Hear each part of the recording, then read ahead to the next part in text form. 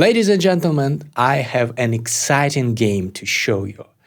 My younger brother, George, came to visit me in Almaty, Kazakhstan, where I currently live, and we decided to play a training match of 4 games.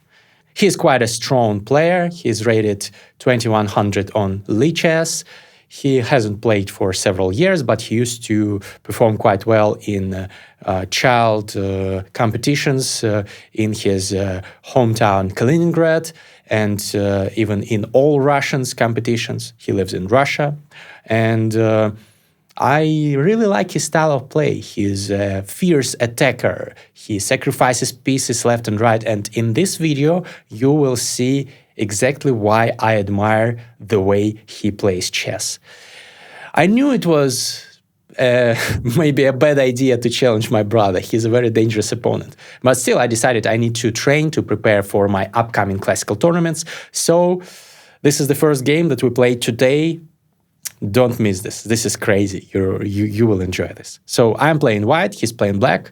We decided to play 4 games, 1 game per day. And in the first game, I'm playing white.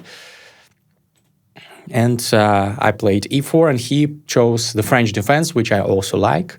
I advance the pawn. This is the advanced variation of the French defense, all pretty standard. And here I decide to play a gambit, which is called the Milner-Berry gambit. Here the main response is to take, and I, in this position, wanted to castle. This is the variation that I like, and if black takes here, he helps me develop my pieces, and you see by the evaluation bar that in spite of a pawn deficit, I sacrificed 1 pawn. I'm up in development. This bishop is stupid because it sees its own pawn. None of those pieces are developed. I'm already castled, and white has a pleasant position. More than enough compensation for the pawn. But George, my brother, in this position decided not to capture the pawn because he knows that I like to attack just like him. So he says, I'm just developing. He lets me capture, and here I castle. And I have a pleasant position. It's pretty much equal, but a little bit, maybe a little bit more pleasant to play with white because of this powerful pawn that restricts the movement of black's pieces. Black's knight cannot comfortably enter into a game only via this square, and this square is much worse for the knight than this one. So he tries to undermine my e5 pawn, which is a logical move. And here I kick back his bishop. And here I create the situation where this square is occupied. The knight is no longer capable of entering via this square. And here I make the move b5 to attack his knight. I thought that he could take. I take, he takes, but I have this check, queen h5 check. And if he goes g6, I take. And if he takes, I take the rook, which is very nice for me. And otherwise, this is a check, so he has to move his king, like king f8, and I take the pawn back. So the pawn number is equal. Yes, he can take this pawn, but in this case, I can take here and take here. Or I also have an in-between move. First, I attack the queen, and then after the queen moves, I take. So this is all okay for me because black lost castling rights. That's what I thought. But this still was the best move. The computer says that this pawn is too dangerous to leave it be. But both me and my brother expected knight a5, which is a logical attempt to get the knight to an active c4 square. Here I try to overprotect my b5 pawn. He develops his rook, so more pressure on this file.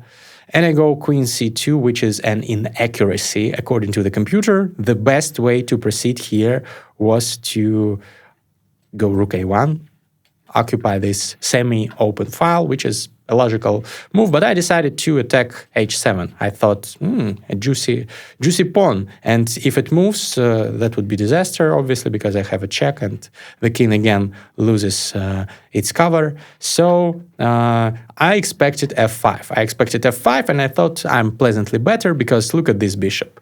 It has no moves. It sees my pawns and my opponent's pawns, and it's not good. That's why my position is better, I thought, and the computer agrees. It's a bit better.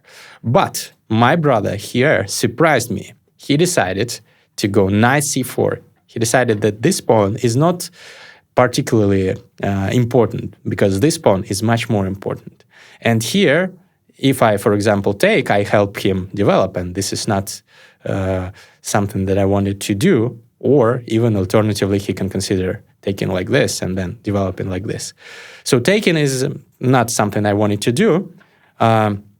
What I should have done here probably was take this knight, because it's quite dangerous, and this pawn, it's not even worth spending time taking, because once I take it, I took it here.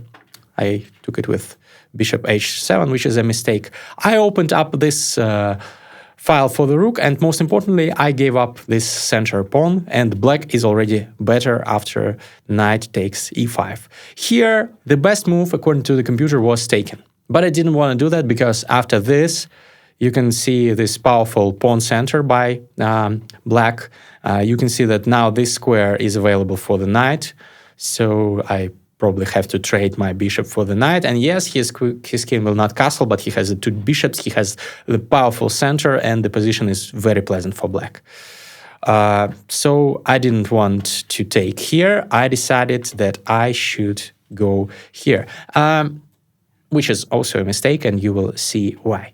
I have to also add that we played with a time control of 35 minutes plus 30 seconds addition after every move, which is less than classical chess, but more than rapid chess, something in between. We decided that this was a nice format to not spend all day playing every day, but to enjoy some time to think over the position. 94. What I thought and what I missed is the following. I thought that here I don't want to take again, because I'm letting him have the center and develop the knight. But I don't want him to take me either, because then my king will be naked. This file is open, and this is a devastating attack. So I decided that I move my knight here, and I saw that there is a move f5, which he promptly executed. And here I thought that I will sacrifice a piece. But I was wrong to do that. I thought that I'm getting an attack. His king is in the center. What I did was this, a blunder according to the computer. I sacrificed a knight for 2 pawns. And I thought his king is in the center, still not developed. I will attack him with rook e1, maybe bishop f4, maybe knight here, and maybe some checks here. And he will have to endure, not now, because this this square is protected, but maybe later. He will have to endure my attack.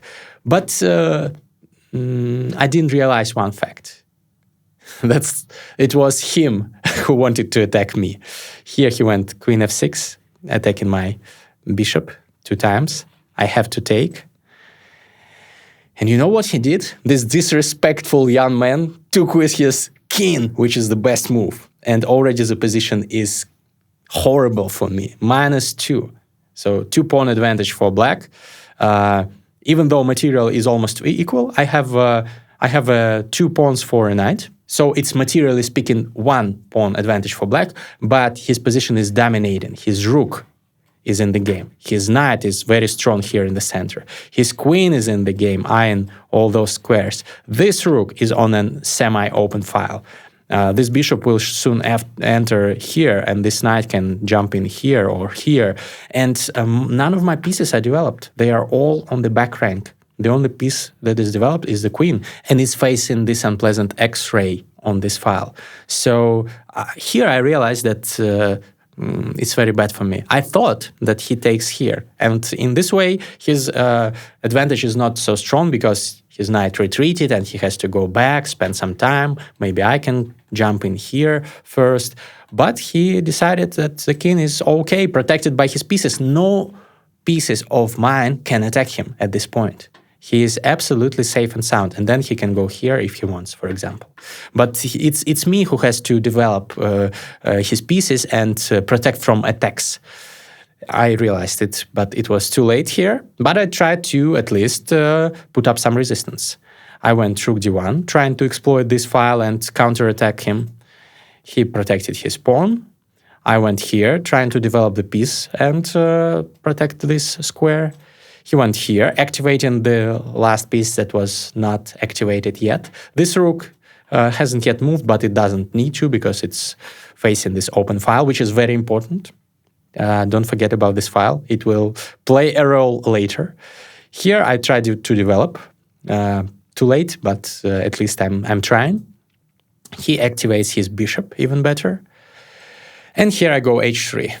At this point, I saw his response, but I didn't know what to do. I decided maybe he doesn't see the move that he eventually saw. And in other scenarios, maybe I could put up some resistance. I didn't want to allow any tactics, but I was really afraid of this move or this move, and both those squares would soon collapse with this bishop eyeing the square, with this queen later on joining the attack. It was already hopeless, I realized. So I went h3, and he, without much hesitation, sacrificed, as a famous YouTuber, Levi Gotham Chess, would say, the rook! He sacrificed the rook, which is a brilliant move. My brother played this game with a 90% accuracy. This is very impressive, very beautiful. Not too complicated to calculate, but still. I took his rook. He took with the queen, and here I took his bishop, took his knight, because otherwise there would be knight g4 or this knight to g4, doesn't matter, or rook h8, many threats. So I decided to liquidate at least one piece, and the automatic recapture would be good enough to win this game, but he didn't even bother. He sacrificed the knight here and allowed me to take a piece, another piece if I wanted, but a mate is threatened. Queen h2 is mate, which is threatened here, so I have to do something about it. I go f4, because in this position, queen h1 is mate. I don't have any squares. All of those squares are covered. But after f4, after queen h1, I have this square. But it doesn't really help me because he has queen g3 check. And I resign because I am mated in 3 moves. King f1, rook h1, king e2, rook h2, king f1, queen f2, checkmate. He would have seen that, he saw that, so I decided to throw in the towel. So in the first game I lost. He now leads the match with 1-0. Very beautiful game. I intend to get my revenge tomorrow in game 2. I will be playing the black pieces, so stay tuned. And tomorrow I will explain what happened in the game. Hopefully I can come back. Write in the comments your opinion about this game and about my chances. See you.